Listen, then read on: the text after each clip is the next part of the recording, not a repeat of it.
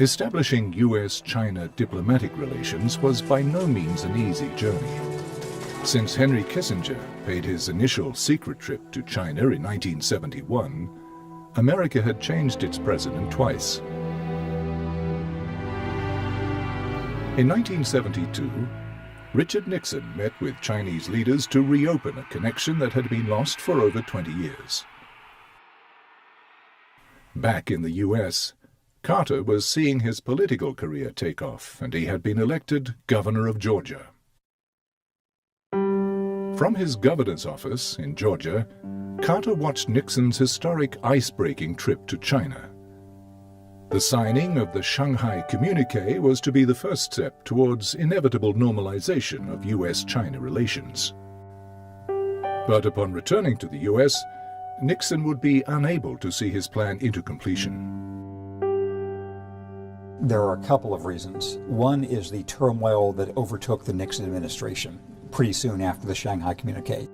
Second, there was the wind down of the Vietnam War, which was, the U.S. was still involved in Vietnam at that time. And third was the fact that an aspect of American politics that is not important now was important then, which was a lot of the old so-called Free China lobby. A lot of the people who had been very closely connected with the Taiwanese government under Chiang Kai-shek, had long-standing personal or business relations, and that made the change of China policy not an easy thing.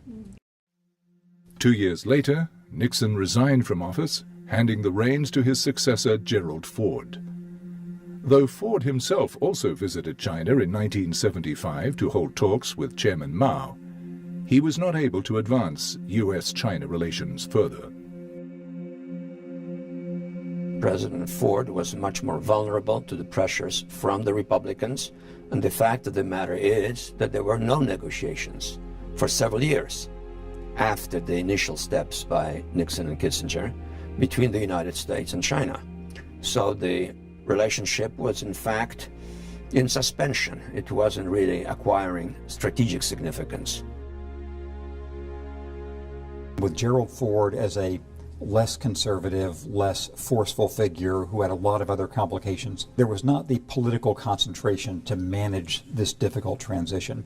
So that was left to the Carter administration, and to his credit, Carter and Vance and Brzezinski and Warren Christopher and Richard Holbrooke were all able to manage both the international policy and the domestic politics of having this change without a huge right-wing reaction in the U.S.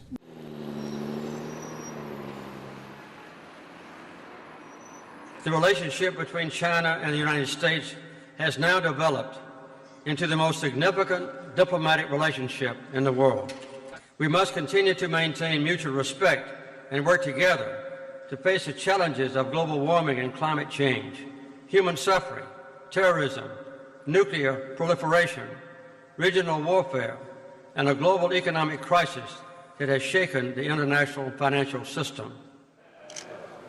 Historical review. In 2009, President Carter attended the 30th anniversary of the establishment of US-China diplomatic relations. Though relations were established in 1979, it took 3 years to complete, beginning in 1977, from the very first year he became president.